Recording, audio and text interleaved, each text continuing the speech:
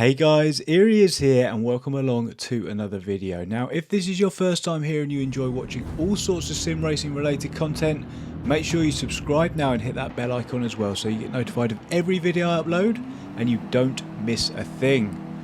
Whew, sounds good to say that. Haven't said that phrase in a while. We're back today with an old-fashioned voiceover video. Previously, and for quite some time on the channel, we've been doing VOD style. So clips and reruns of the live streams that we do between 9 and 5 Monday to Friday. But for me, they're a bit soulless.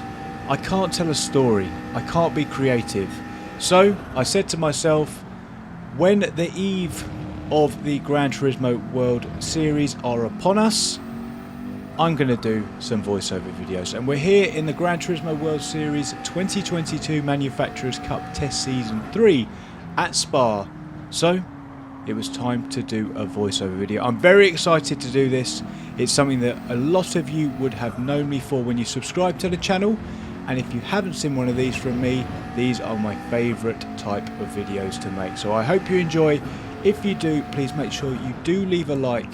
And let me know, of course, what you think in the comments section down below. So you join me here today for round number 2, as I say, of the Manufacturers Cup 3rd test season at Spa.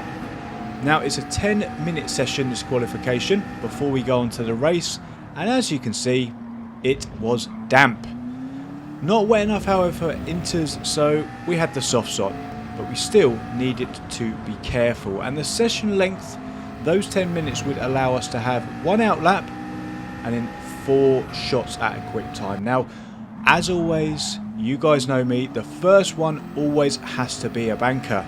And we got that in with a 2 minute 17.1. Our second lap, we couldn't quite improve after getting up and onto the curbs a couple of times and came across the line a 10th down. On the third attempt, I could see that I wasn't going to improve. So I got out of the way of the Genesis so that we could get behind him for our 4th and final shot.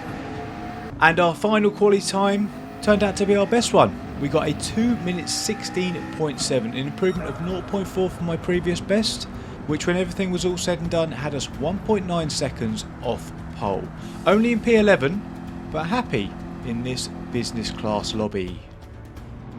And now that quali was done, it was time to start the race. So you join us here coming through the final world first chicane. Actually, now that we're at the endurance pits version of Spa for the start of this one. It's all still very, very damp, but we've decided to go on mediums, which is the best move because the damp bar is underneath that first line, so we should be okay. Unfortunately, we're going to get overtaken straight away off the start by this Nissan GTR. You can see him pulling alongside here on the radar. We were just too tepid just going through, I don't even know if tepid is a word, we were too timid going through Radion and Eau Rouge there. And I just didn't want to fight it. I just did not want a penalty. And a prime example of what can happen at turn number 1 is going to happen here as we enter Pouon. The Brit's going to go off and then the Swede is going to get a penalty. Now, we stayed back and away from this because we didn't want any of that. We did not want any penalties early on ruining our races. But the Brit in the GTR hits him and gets himself a 3-second penalty. Completely unnecessary. And in the background whilst that was going on, the German in the Subaru found out the hard way that 2 do not go into 1 at the Fania chicane. After the 2 up ahead serve their penalties, we're going to get promoted all the way up to P8, which we're going to hold as we cross the line here to start lap number 2. And moving ahead to lap number 3, we're going to pick up another place as the car up ahead got onto the Astra and dropped it at the Curve Pulfria. I always thought it was called Stavilo, but apparently they changed it in 2007. So the Curve Pulfria, somewhere where I have almost lost it many a time myself, has got itself a victim and we are now up to P7. So that was everything on track for the moment taken care of.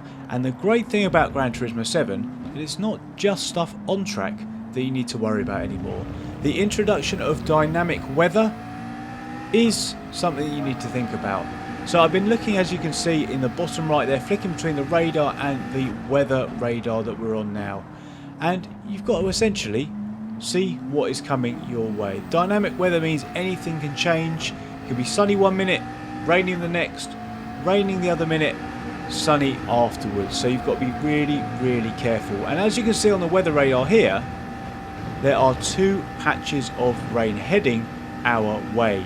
Now it looks like they may go either side of the circuit, which I'm hoping they do, because we've chosen mediums here. And I'm not great, if any of you have seen my attempts at the endurance races, at selecting the correct tyres. So I'm hoping that this will just pass. And all the time that I'm worrying about the weather, we've got to keep this thing on track here at Spa. One of the most notorious places and most difficult tracks in the entire world. And I absolutely love this game for this. But by the time lap 4 comes, I'm getting pretty comfortable, to be honest, that the weather has passed the track. And my attention then turns to my tyres. So we had issues on track, we had issues in the sky, and now we have to worry about our tyres. Absolutely fantastic. Again, I absolutely love all these factors that make a fantastic race. So our attention then turns to our tyres. We went with the mediums because they were essentially the safest bet. I love this conundrum and the added element that it brings to racing. If I knew it would stay dry, I'm going to stay on hards, because I know that these mediums potentially might wear. I would go on softs if I knew the rain would arrive early, because we could get off them before they wore down. But we went middle ground, as you can see, with the mediums. Even so though, if this track dries up, they're going to be quite difficult towards the end. But after thinking about the weather, thinking about our tyres, it was time to turn our attention back to the race itself, because we had a McLaren behind who was keeping us honest the whole time.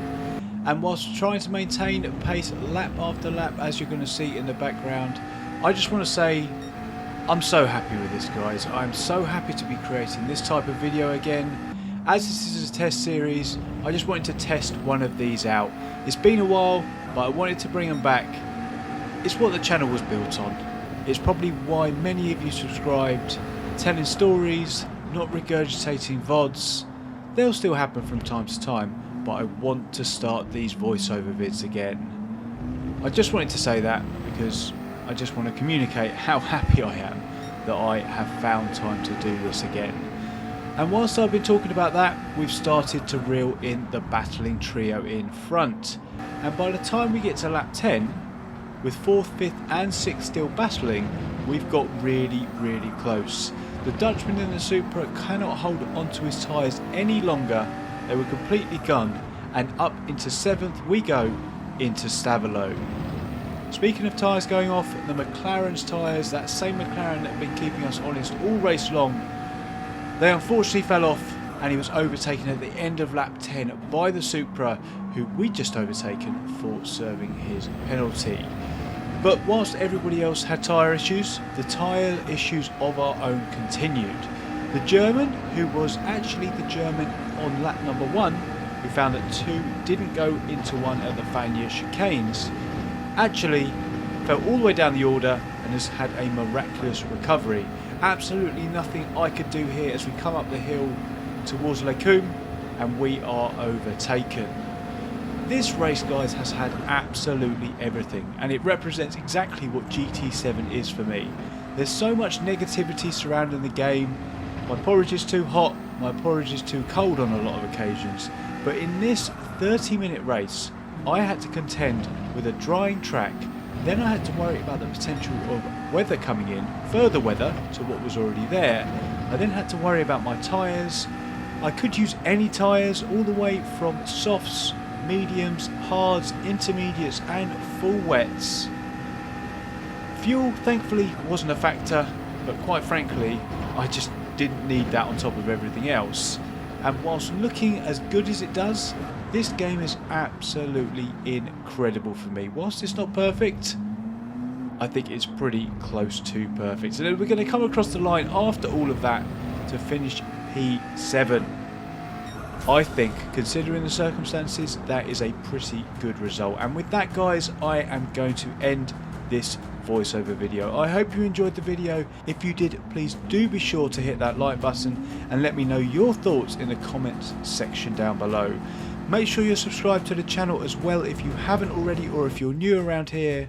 But thanks again so much for watching, guys, and I will see you hopefully in the next one. Cheers.